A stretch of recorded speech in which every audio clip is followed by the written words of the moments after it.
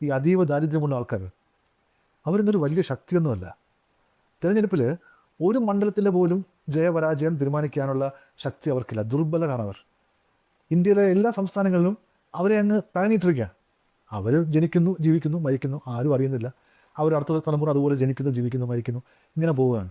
ഈ നമ്മുടെ കേരളത്തിലെ കുറേ സാമുദായിക ശക്തികളുണ്ടല്ലോ, വോട്ട് ബാങ്ക് രാഷ്ട്രീയം കളിക്കുന്നവരെ, അവരെപ്പോലൊന്നുമല്ല. അവർക്കൊക്കെ എല്ലാം കിട്ടും. എല്ലാ സംസ്ഥാനങ്ങളും ഉണ്ട് ഇതുപോലുള്ള ആൾക്കാർ. നമ്മുടെ കേരളത്തിലെ പിണറായി വിജയൻ അവരെ കൂടെ ചേർത്ത് നിർത്താൻ ചിന്തിച്ചു എന്നുള്ളത് തന്നെ വലിയ കാര്യമാണ്. ചിന്തിക്കുക മാത്രമല്ല, എല്ലാ സ്റ്റെപ്സും എടുത്തു. ഞാൻ ഇന്ന് അത് വായിച്ചു. എന്തുമാത്രം പ്രോസസ്സ്, 4.5 വർഷം, ആയിരക്കണക്കിന് ആൾക്കാർ, വേറെ ഒന്നും പറയാനില്ല. ആ അടിപൊളി achievement. Hats of two comrade Pinarayi Vijayan, അത്രയും പറയാനുള്ളൂ. ഈ കുശുമ്പ് പറയുന്നമാരെ ഇഗ്നോർ ചെയ്യുക. അവർ ഒന്നിനും നല്ലത് പറയത്തില്ല. അവർ കുശുമ്പ് പറഞ്ഞുകൊണ്ടേയിരിക്കും. അവർ നമ്മൾ മാറ്റി നിർത്തി നമ്മൾ മുന്നോട്ട് പോയിക്കൊണ്ടിരിക്കുക.